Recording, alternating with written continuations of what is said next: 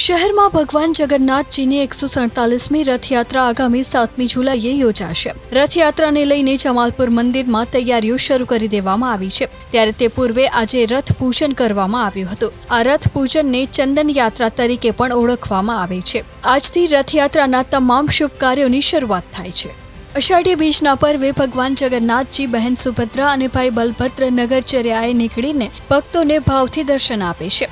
તે પર્વ પહેલા અનેક વિધિઓ જોડાયેલી હોય છે। આવતીકાલે અક્ષય તૃતીયાના પાવન પર્વ ઉપર રથયાત્રાની તૈયારીઓની શરૂઆત કરવામાં આવશે। જગન્નાથ મંદિર ખાતે ઐતિહાસિક રથથી ચંદન પૂજા બાદ રથયાત્રાની તૈયારીઓ શરૂ કરવામાં આવશે। દર વર્ષની જેમ આ વર્ષે પણ ગૃહમંત્રીને આમંત્રણ આપવામાં આવ્યું છે। ચંદન પૂજા બાદ વિધિવત રીતે રથનું સમારકામ શરૂ કરવામાં આવે છે। અખાત્રીજના દિવસે ચંદન યાત્રાનું વિશેષ મહત્વ હોય છે, જેમાં મંદિરના રથને ખસેડવાનું કામ શરૂ કરવામાં આવે છે। ચંદન યાત્રા બાદ પરંપરાગત રીતે રથયાત્રાની તૈયારીઓનો શુભારંભ થાય છે। ત્યારે આવતીકાલે પૂજા બાદ ચંદન યાત્રામાં સાધુ સંતો મોટી સંખ્યામાં હાજરી આપશે।